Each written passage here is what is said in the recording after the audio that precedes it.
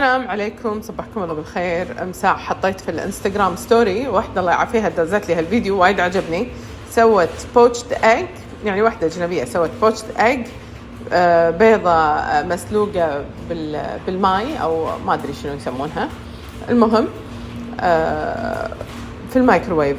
فإذا عندكم كمية كبيرة يعني أو حق يعني بالعادة أنا أسويها في المقلاة إذا بسوي أكثر من واحدة، لأن المقلاة مساحتها أوسع، فبس مو الكل يضبطها. فهذه حسيتها طريقة وايد سهلة عملية، وأتوقع الكل يضبطها.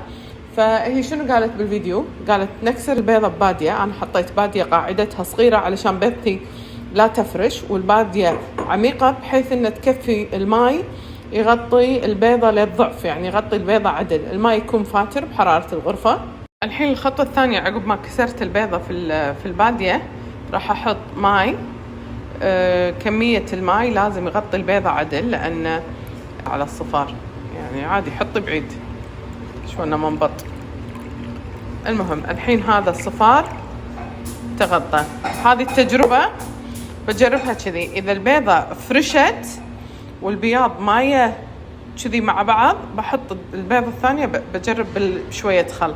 فبجرب وياكم، لأن هي قالت بالفيديو الحرارة أعلى شيء، يعني قوة الميكروويف الهاي نحط، والثواني من 35 ل 50 ثانية، فلازم أنتم تجربون على ميكروويفكم.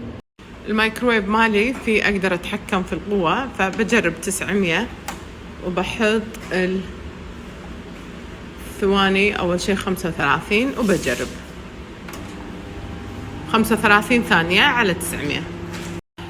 شغلة ثانية، البيض مالي من الثلاجة فبرودته يكون بارد، يختلف أكيد إذا كان مو بارد، فهذه نقطة بعد يعني تحطونها ببالكم أو تحسبون لها حساب.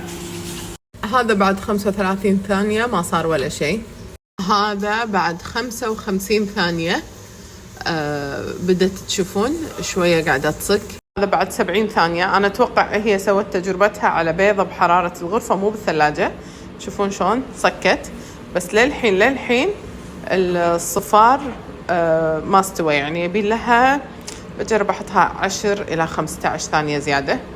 وهذه 70 ثانية. اللي بالتجربة صورت مساع المرة باديتها شكلها غير، فيعطي شكل البيضة يصير غير، بس أحتاج أن أنا أبدي أشوف كثر مدى استواء البيضة. تشوفون يعني أحس أنه كذي زين. 70 ثانية وشكلها حدها كيوت، حدها تونس، حدها صاكة، حدها سهلة، بس بحطها بعد 5 ثواني زيادة. أحب البياض كله صاك والصفار هو اللي يكون سائل. دقيقة ونص في الميكروويف على قوة 900.